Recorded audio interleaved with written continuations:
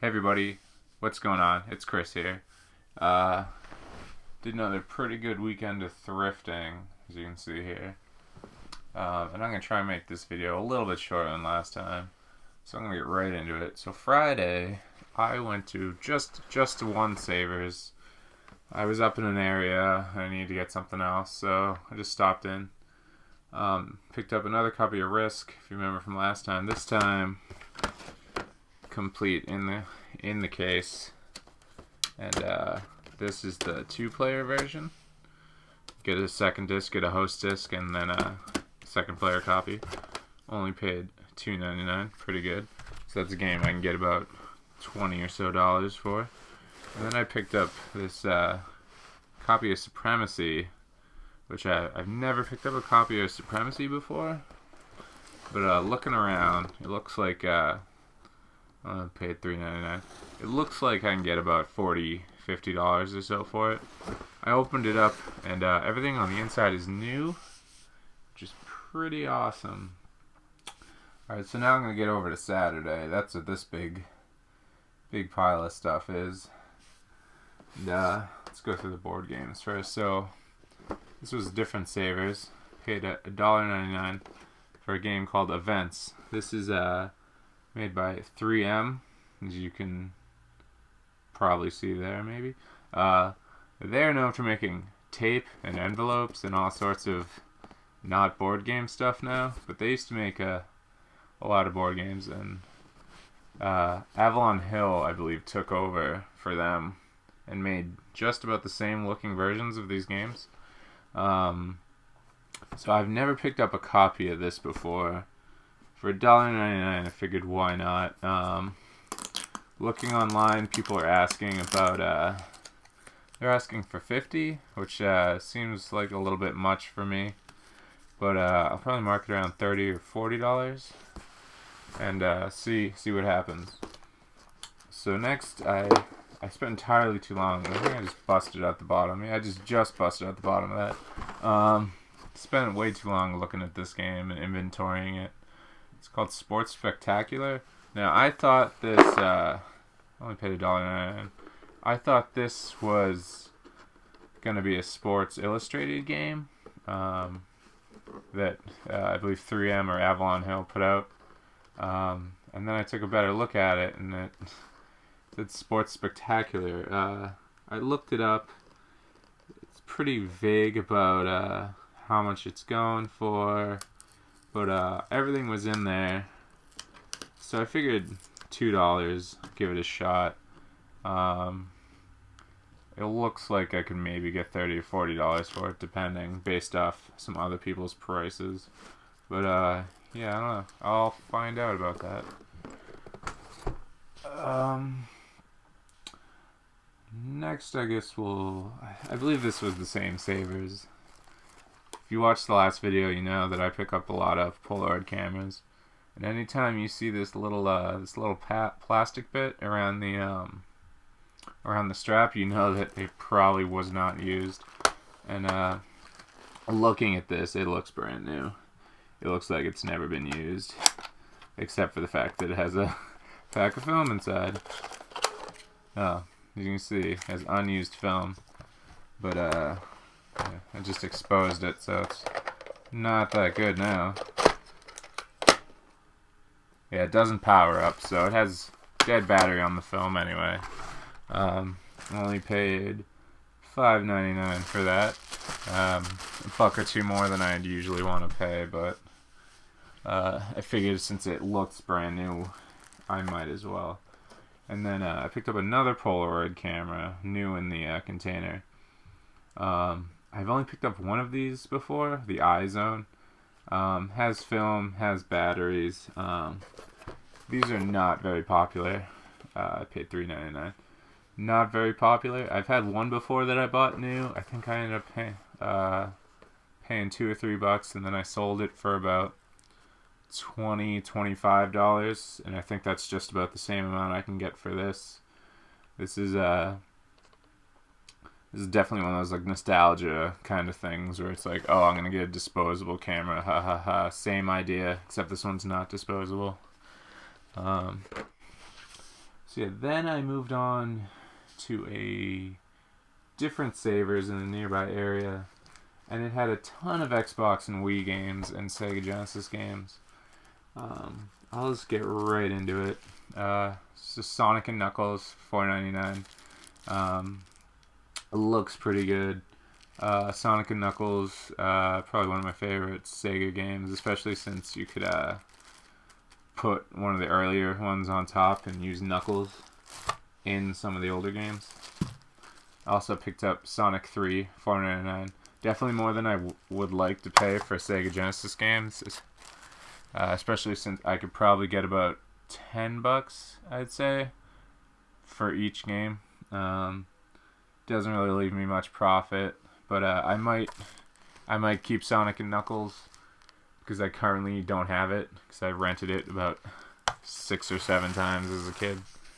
So yeah, like I said, they had a ton of Wii and Xbox games, and they were all pretty cheap. So I got 3 Wii games, 2 Xbox games. Let's get into it. First off was Dance Dance Revolution Hottest Party 3, $2.99.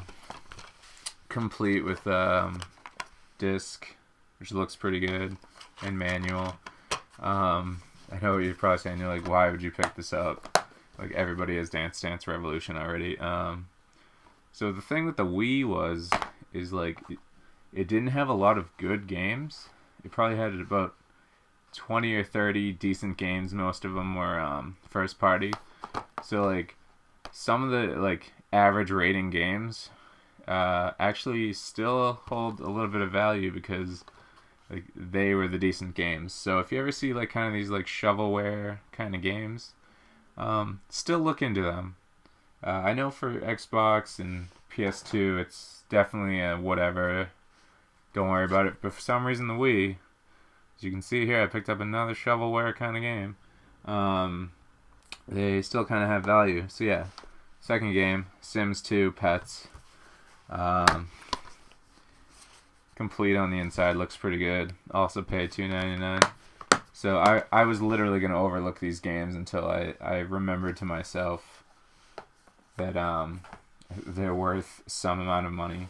I think I can get about $15 each.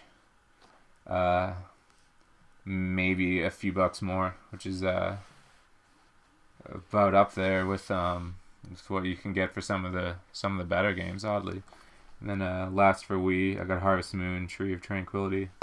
I only ever played the Harvest Moons for PS1 and PS2. I liked them, but there's only so much farming I can do in the virtual world. So yeah, bottom has like a couple little scratches. I have a resurfacer if they don't work. I can see what's up. Once again, $2.99, which is really good. Harvest Moon games are pretty collectible. I'm probably gonna get about $20 out of this, maybe a few bucks less because it doesn't have a manual. And then same savers, I picked up Toejam and Earl and Gauntlet Dark Legacy. Gauntlet, Toejam and Earl, not really worth that much money, but I believe the Genesis ones could fetch in the $15-$20 range. I'm probably only going to get $10-$12 for this maybe, and that's after I wait, but it looks pretty good. Manual's in great condition. Disc doesn't look really played that much, which is very common for original Xbox. Pretty much the only thing most people's Xboxes saw was Halo and Halo 2. And then Gauntlet Dark Legacy, $1.99, I believe. Toejam and Earl, also $1.99. Gauntlet Dark Legacy, I usually only find this for PS2. I usually get about $15 or so for it. I'm not quite sure about the Xbox one. I think it's about the same. It looks really good. A few little dings in the back, but that doesn't really matter all that much. Alright, let's keep it going. I believe at the same savers, I picked up Junior Blockus, fan of regular Blockus. I think it's pretty fun. Quick 4-player game. Some of these kids' versions of games can actually fetch a decent amount of money. I believe this is worth around $40. I only paid $2.99 for it. I haven't inventoried it. That's one of the things you kind of want to do with games with a lot of little pieces. But I opened it up. It looked pretty good, and I'll take my chances. It's not that uncommon of a game that I won't find another one. So I'm not too worried if it's missing a piece or two. I can always find another. Some of the other games I think that still hold value for these junior series is I think it's Taboo Junior and possibly Outburst Junior. Definitely Taboo Junior I've sold in the past and gotten a few bucks, but not sure about the other one I just mentioned. So then I went into a Goodwill, just a copy of regular Diablo. Paid $2.99, which is the max I'll pay for it. Definitely not really worth that much money, but I've picked up maybe 20 copies or so, and I've sold them all for around $10. This is probably the most scratch copy I've gotten, but it's not enough scratches to really be worried about. I'll pop it in my computer, see if there's any issues, but I highly doubt it. So then I went over to a Salvation Army, and I thought to myself, it would be cool if I could pick up a PS2 today. And there it was, just hanging out on the shelf. Just a power cord and a PS2. I popped it open to see if there was a bonus game. There wasn't, sadly. A lot of the times you can find a really good game just hanging out inside the PS2. And a lot of the times that's what swings my judgment whether I'll buy it or not. Same thing with the original Xbox. I've found original Xboxes with copies of Battlefront 2 in it. And it basically felt like I was buying Battlefront 2 and it happened to come with an Xbox surrounding it. So this didn't have a price on it when I went to the counter. And I mentioned that. I said, I found this. I can't find anything else. I can't find the other cord. I can't find the controller. Do you know how much this is? The other guy, there was another guy behind the counter. He said, oh, they're usually $17.99. He told the lady that was ringing me up. And I mentioned, I was like, oh, even if it doesn't have the AV cable or a controller. And he looked at it and he's like, oh, yeah, you're right. It should have those. We'll bump it down to $14. And I said, okay, I can live with that. Because for some reason I have 6 or 7 AV cables lying around. I have no idea where they came from. And I can probably get a controller anytime. So I paid $14 plus whatever tax is. I think it came to maybe like $15 and change. PS2, most sold system ever. But for some reason still holds value pretty well. I'll probably get about $60 for this once I put an AV cable and a controller with it, and one of the random shovelware games I have lying around. And then, oddly enough, I picked up another Scrabble, even though last time I mentioned that they're really not worth picking up. But this is the Vintage Games collection, which does hold some value. I only paid $2.99. I figured if I even sit on it for 6 months or whatever, I could always just sell the tiles eventually for about what I paid, plus a few extra bucks. But I have sold these in the past for around $30, which I'm hoping it still has the same value around. It's kind of heavy, but it fits nicely in a flat rate box, so the most I'll pay for shipping is $11.30, which isn't too bad. So I'll at least make $10 on the game if it sells, which I'm not too concerned about. And then last, and I would probably consider least actually, I stopped at a Goodwill. I grabbed an original, or a Model 2 Sega Genesis for not the $15 that somebody was trying to get for it, but $4.99. And Goodwill actually has a discount card for 20% off. 10% off your purchase. It's only $10 a year. I suggest picking it up. It's a pretty good deal. If you're in and out of a Goodwill a lot, it's definitely something good to have. So, like I said, I paid $4.49, no tax. Didn't come with cords. Came with one controller. As you can see, it's kind of dirty, but I looked on the inside. Probably can't see that. And it looked pretty clean.